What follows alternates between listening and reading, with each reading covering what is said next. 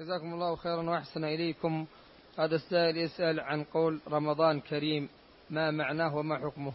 رمضان كريم، شيخنا الشيخ ابن عثيمين رحمه الله سئل عن هذا وأفتى بأنه لا يجوز، لأن رمضان لا يعطي شيئا، وإنما الكريم هو الله والمعطي هو الله. والذي يظهر لي والله أعلم التفصيل.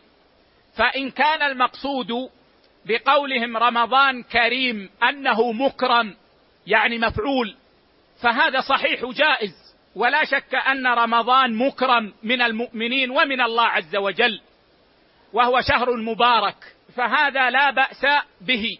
وإن كان مقصودهم من قولهم رمضان كريم أن الله يكرم عباده في رمضان، فأضيف إليه لأنه زمن هذا الإكرام، فهذا جائز ولا بأس به. أما إن كان المقصود أن رمضان هو الذي يكرم الناس فهذا لا يجوز. وهذا يقع من بعض الناس، يقول رمضان كريم فيقول له الآخر الله أكرم. إذا رمضان يكرم والله أكرم من رمضان، وهذا غير صحيح.